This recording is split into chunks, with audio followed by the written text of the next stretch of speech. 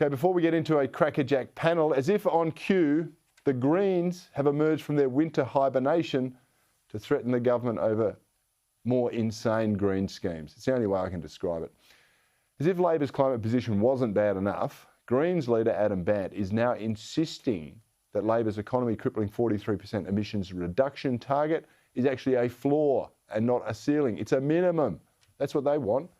He also wants to make it impossible for future governments to actually relax that target.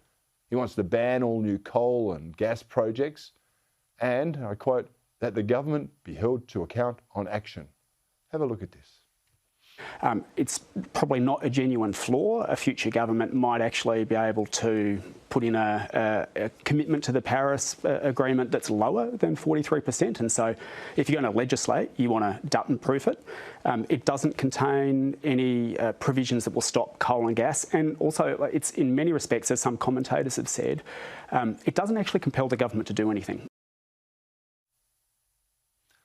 These zealots are plain nuts. And they've got actually zero respect for the democratic process. If they did, they'd know that you cannot forcibly prevent a future government from any legislative action. I mean, that is the right of Parliament. It's why parliaments exist. They pass laws they see fit to do so, even if it means undoing previous legislation. And in further breaking news to the unaccountable Greens, governments are actually held to account every single election. That's called democracy, Adam.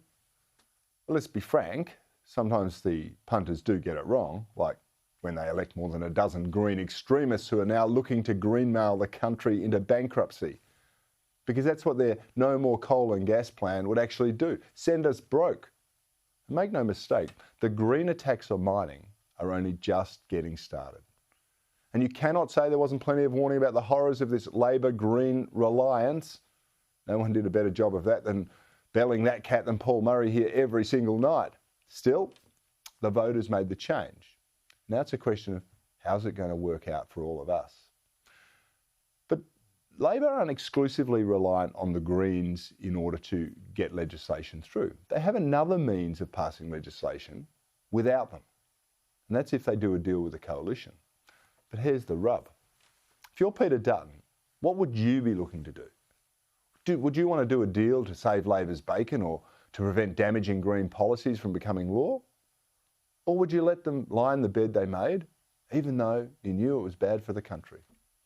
Well, that's a call the coalition are going to have to make many, many times over the next 3 years.